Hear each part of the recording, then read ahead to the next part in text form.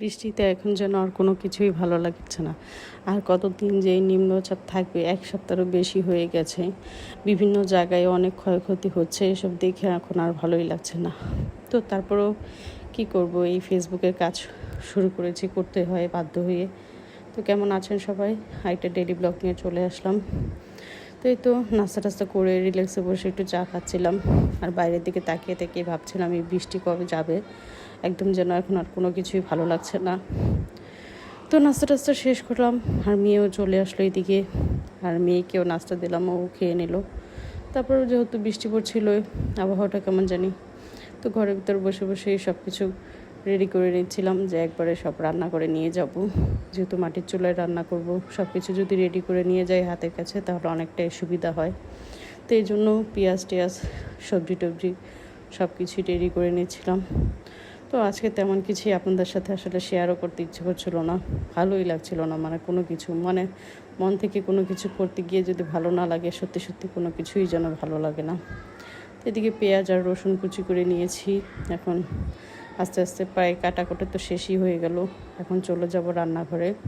তো আজকে আসলে বললামই তো যে কোনো কিছুই কেমন জানি ভালো লাগছে না, তারপরেও রান্না করতে হবে। তো এই হাজব্যান্ডের পছন্দের প্রিয় গরুর মাংস, তো অনেক দিন আগেই ছিল একটু ফ্রিজে, তো ভাবলাম এই বৃষ্টিমুখর দিনে ওনাকে এটা রান্না করে দিই, ভালো লাগবে। এদিকে বসিয়ে দিয়ে অনেকটা হালকা পানি দিয়ে চলে গিয়েছিলাম অন্য কাজে। কোনো ভাবলাম যে অন্য কাজও একটু করি, একটু বৃষ্টি থেমেছিল দিনে দুপুরে, তখন কি করবো আর। এদিকে যে বাড়িতে অনেক আরও অতিথি আছে, নারায়ণ আছে, তাদেরও সেবা করতে হয়, তাদের সেবা না করলেও চলে না। তো এদিকে কাকা ধান সিদ্ধ করে রেখেছিল, সেগুলোই দিচ্ছিলাম, কারণ রান্নাঘরে যে খুব বিরক্ত করছিল, এর জন্য বাধ্য হয়ে তাদেরকে খাবার দিয়ে দিলাম। তো ওই তো বড়ো ছানা, ছোটো ছানা, মুরগির ছানা সবাই খুব মানে তৃপ্তি সহকারে খাচ্ছিল। তো ওদের দেখেও কিন্তু খুব ভালোই লাগছিল যে ওরাও কি সুন্দর করে নিজেদের সব কিছু বুঝতে পারে।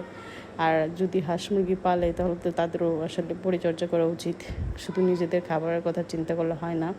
এদিকে আমার মাংস 2বার কষানো হয়ে গেছে প্রায়। তো এখন আলুগুলোও দিয়ে দিলাম, আলুগুলো কষিয়ে নিয়ে একটু কষাবো, তারপরে পানির ঝোল দিয়ে দিব। তো এদিকে আজকে মানে মোটামুটি একটু দিনের বেলায় আবহাওয়া ভালো ছিল। তো হাজব্যান্ড বলছিল যেহেতু সব আম শেষ হয়ে গেছে, এখন আম গাছগুলোকে একটু ন্যাড়া করে দেই, মানে একটু পরিষ্কার পরিচ্ছন্ন করে দিই। তো আসলে সেটাই করছিল আর কি। তো ওইদিকে আমি তরকারিতে ঝোল টোল দিয়ে তো বাইরে চলে গেলাম আবার, যে ওরা কী করছে সেটা দেখার জন্য। এই যে একটু গাছটা শুকনো শুকনো আছে, তো এই যে করাত দিয়ে সুন্দর করে ডালপালা কেটে দিচ্ছিল। দেখা যাক আগামী বছর কেমন আম ধরে, তাদের এই যে কাটাকুটি। আর এদিকে আমার পিচ্চিরে এত চিল্লাচ্ছিল, আমি যখন ভয়েস দিচ্ছিলাম মানে মনে হচ্ছিলো এখানেও বসে বসেই চিৎকার চেঁচামেচি করছে, এমন একটা অবস্থা। তো যাই হোক, আজকে এই পর্যন্তই রাখলাম। ডেলি ব্লগটা কেমন লাগলো অবশ্যই কিন্তু কমেন্ট করে জানাবেন, কাজকর্ম সব কিছু নিয়ে, রান্নাবান্না নিয়ে। তো সবাই ভালো থাকুন, সুস্থ থাকুন।